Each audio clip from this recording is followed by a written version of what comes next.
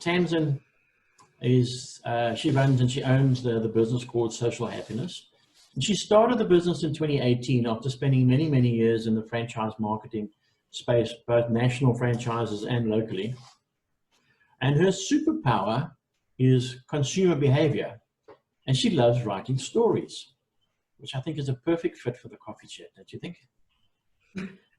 So, Tamsin, I see you love Star Wars and Harry Potter and Pride and Prejudice. So if I had to sum this up, I think you're a hopeless romantic who loves fantasy. Am I right? Yeah, I think that's hitting the nail on the head. Well done. Okay, so I'm going to jump straight into the questions, Tamsin. So the first one is, how did you get into this business?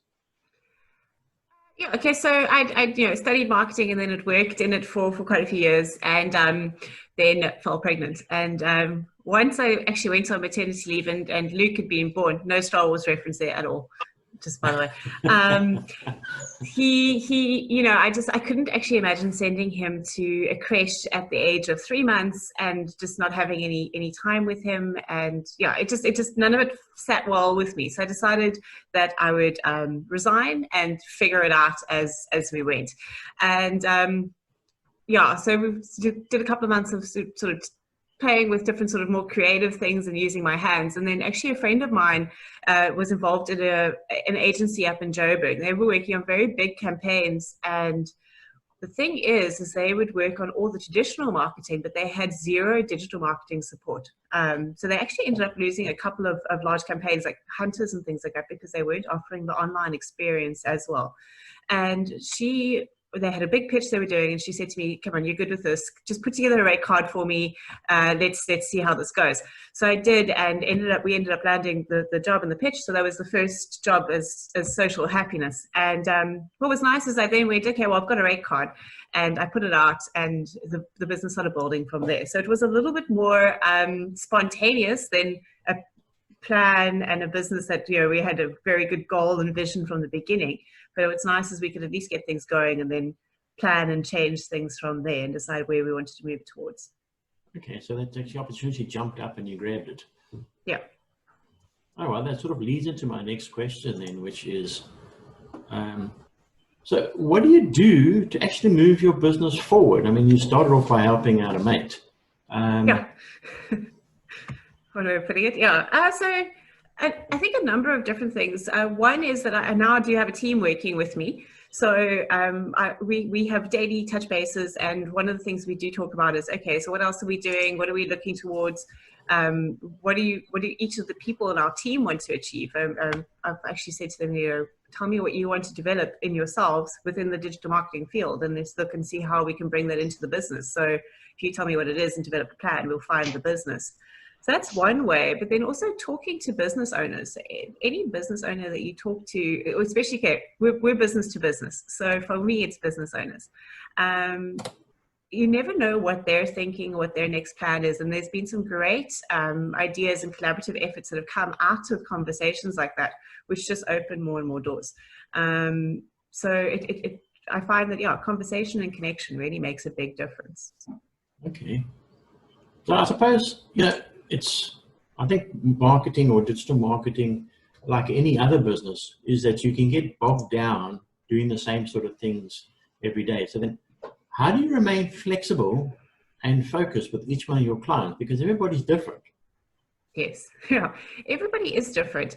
So I think one of the things that we do that works well is we are constantly, there's two things. So firstly, we actually are always researching and seeing what's happening, especially in the digital space. Each of the platforms are constantly evolving and adding new features or dropping features, or somebody's tried something and maybe it worked or maybe it didn't. So, learning from what other people have done and trying, as well as what the different platforms allow us to do, and pushing the boundaries a little bit with that. But then also to have very consistent touch bases with our clients does help. At least once a week we find works well. If it's more, that's great, but at least a once a week touch base, we can go, okay, what's working, what's happening on your end, what are you focusing on, what has the return been? Because we only see one side of it. I mean, the digital marketing is great in that everything is tracked and there's numbers, But we don't know what that means in business terms unless we have those conversations. What is it? How many how many clients have you converted? How many sales have you made? So that does help. And with those conversations and maybe, ideas or a slight shift in focus from the business owners that we work with, we can then suggest new ideas, different approaches, and that makes a big difference. So actually close to the relationship. Yeah, so it's a collaborative effort almost. Yes. So we've had instances where we've had people come and say, okay, we want you to do our marketing, and then they sort of hand it off and they disappear. And those are the cases where nothing happens. It doesn't work because, we are specialists in digital marketing and are using the channels and in the storytelling aspect, but our business owners are the specialists in what they do. They know their business the best and they know what they're trying to achieve. So we do need them to be involved in the process. And collaboration definitely makes a bigger impact. Okay, so that sort of leads straight into my next question then for you, which is, you being a digital marketing agency, so how do you actually communicate with your customers and staff? I mean, especially during this lockdown period. Yes, yeah. So I think we had a little bit of a shift that we needed to do, luckily not too badly. I was doing a lot of in-person client meetings. I think that's the only thing that's really changed is in moving that digitally. Whereas my team, we do a daily touch base via Zoom or like this morning, WhatsApp, depending on how everyone's tech's doing or internet or load shedding. We just try and find the best situation so that we do touch base every day and everyone knows what's going on and what needs to be achieved. We also have a WhatsApp group where we can just do quick communication when we need to. And everything is project managed through Trello as well. So there's due dates and who's responsible for what, and all of that's there. So at any point in time, if someone needs to reference it, we can go and see who's responsible, when was the due date, what information is there for that project. And it's all sort of in a space where everyone can access it. For our clients, we offer either Zoom, Skype, or WhatsApp, actually, if we need to chat to them, and depending on what they're comfortable with. Different generations and have different levels of comfortableness with each of them. And we also have a Google Drive box for each of our clients. So all of their content is always there and available to them with their strategy and the brand scripts that we do for them. And they've got access to that. And if there's anything they need to ask me about, they either call me or I call them. WhatsApp is something we use a lot with our clients as well. So we're actually quite, I don't often do a lot of phone calls. It's either video or WhatsApp. Yes, that's actually very interesting. You're using a lot of technology and still trying to keep the personal touch. Yeah, that human element I think is so important. And it's a big thing with us, to do for our clients as well, because if the digital space is so easy to feel quite cold and just a brand, whereas actually, there's a person behind every business. And if we can get people to connect with that, then that makes a difference. Okay, so I've opened up the poll now. Sorry, I forgot after the first question, but you should be able to get into the polls and start putting some of your own answers down. And let us know what you think. All right, so I'm gonna jump into the next question because it sort of leads on everything that you've just said, Tamsin. So your business is in marketing. Okay, so instead of now talking to your customers, so how do you actually market yourself? I mean, how does a digital marketing agency actually market itself? Well, I think it's important to walk the walk. If you're not doing what you're telling or doing and offering for other people, it's a bit difficult. So we are on everything that we offer. So we're on Facebook, we're on Instagram, LinkedIn, and we have a website. We do blog posts, which we put out for our content marketing as well as our search engine optimization. We've got newsletters that we do, Google ads, and Facebook advertising as well. So the digital space, that's where we focus. And another big part of our marketing where we do get very good returns is networking, going and meeting new businesses, chatting to them, building those relationships. And that's actually been, our digital marketing works well and we get good leads from it and consistent leads. But it was interesting, especially seeing at the beginning of lockdown, where everyone went, everyone's spending more time in the digital space. I mean, we saw a huge spike in time spent online, But all of our business came from referrals there at the beginning of lockdown. And it was because of those relationships, because everyone, I think, was feeling a bit unsure about what was going on, that you didn't just want to trust something that you found on the internet necessarily. Okay. So which channels do you find seem to work better for you guys? Okay, so networking, definitely. Google Ads works very well. We get good, consistent results from that. And our newsletters. We focus our newsletters a bit differently, though. We don't sort of do a monthly, this is what's happening in our business. We do sort of 3 newsletters where we give value. So helpful tips or some advice or something we're noticing. And then our 4th one will be a sales email. And then we repeat that cycle. So we focus on the relationship building, and then, okay, so if you're ready, you can do business with us. Not saying that people can't connect with us in those other newsletters if they are ready, but we focus more on the relationship building than on the hard sell. Okay.